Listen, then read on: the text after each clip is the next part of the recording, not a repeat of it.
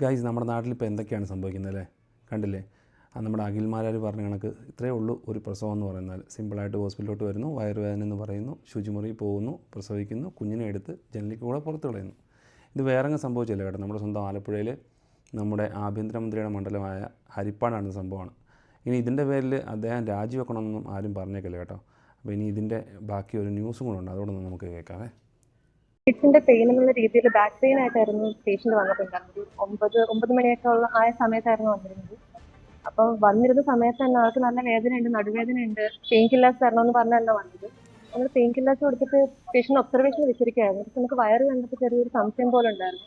അപ്പോൾ ഫ്രീക്വൻ്റ് ആയിട്ട് ഞാനും ഇവിടെ ഡോക്ടറും സിസ്റ്റർമാരും ഒക്കെ പോയി ചോദിക്കുന്നുണ്ടായിരുന്നു, ഇങ്ങനെ എന്തെങ്കിലും പീരീഡ്സ് മിസ്സായിട്ടുണ്ടോ അങ്ങനെയൊക്കെ. അപ്പം ആള് കറക്റ്റ് റെഗുലറായിട്ട് പീരീഡ്സ് വരുന്നത്, അങ്ങനെ വേറെ പ്രശ്നങ്ങളൊന്നുമില്ല. പിന്നെ വയറ്റിൽ ചെറിയത് കൊഴുപ്പടിഞ്ഞ പോലെ സംശയമുണ്ട്, ഇടയ്ക്ക് സ്കാൻ ചെയ്തപ്പം അങ്ങനെ റിപ്പോർട്ടൊക്കെ വന്നിട്ടുണ്ടെന്നൊക്കെ തന്നെ പറഞ്ഞിരുന്നത്. പിന്നെ നമുക്ക് സംശയം കാരണം ആളെ ഇടയ്ക്കിടയ്ക്ക് നമ്മൾ വാഷ് ചെയ്യുന്നുണ്ടായിരുന്നു, ഫ്രീക്വൻ്റ് ആയിട്ട് ഇങ്ങനെ ബാത്റൂമിൽ പോവുകയൊക്കെ ചെയ്യുന്നുണ്ടായിരുന്നു. അപ്പോൾ ഒരു 12 മണിയോടൊക്കെ അടുപ്പിച്ച് ഈ പേഷ്യന്റ് നമ്മൾ ഒബ്സർവേഷൻ നിൽക്കുന്ന സമയത്ത് ഒരു കുഞ്ഞിന്റെ കരച്ചിൽ കേട്ടിട്ടാ ഇവിടുത്തെ അസിസ്റ്റന്റ് ചേട്ടനും പിന്നെ ഡോക്ടറും എല്ലാം കൂടെ പോയി ബാക്കിൽ പോയി നോക്കുന്ന സമയത്ത് ഒരു പെൺകുഞ്ഞിനെ കിട്ടിയത്. അപ്പം തന്നെ പ്രാഥമിക ശുശ്രൂഷ നൽകിയിട്ട് 2 പേരെ നമ്മുടെ വണ്ടാനത്തേക്ക് റെഫർ ചെയ്തു. ഇത്രയൊക്കെ ഉള്ളൂ. നമ്മുടെ അഖിൽമാരാർ ഇത്രയും സിമ്പിളാണ് പ്രസവം എന്ന് പറഞ്ഞപ്പോൾ നിങ്ങളെല്ലാവരും കൂടി അദ്ദേഹത്തെ കളിയാക്കി. കണ്ടില്ല, ഇത്രയേ ഉള്ളൂ കാര്യങ്ങൾ.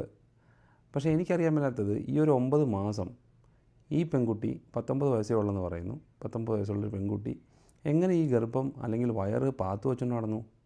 അതൊക്കെ സാധിക്കുമോ? കുട്ടിയുടെ കഴിവാണോ വീട്ടുകാരുടെ കഴിവ് കേടാണോ എന്നൊന്നും നമുക്കറിയത്തില്ല കേട്ടോ. എന്താണേലും സംഭവം ഭയങ്കര കാര്യമായിട്ടുള്ള കാര്യം തന്നെയാണ് അല്ലേ? ഇതും ഒരു വലിയൊരു സംഭവമായിട്ട് തന്നെ കണക്കാക്കണ്ടേ? അഖിൽമാരാർ പറഞ്ഞ കണക്ക് ഇന്നത്തെ കാലത്ത് എന്തൊക്കെ ചികിത്സകളാണ് നമ്മൾ ചെയ്യുന്നത്. ഓരോ മാസം കൂടുമ്പം സ്കാനിങ്, അതിൻ്റെ റിപ്പോർട്ട് കാണിക്കണം, അതിനനുസരിച്ചുള്ള മെഡിസിൻ കഴിക്കണം.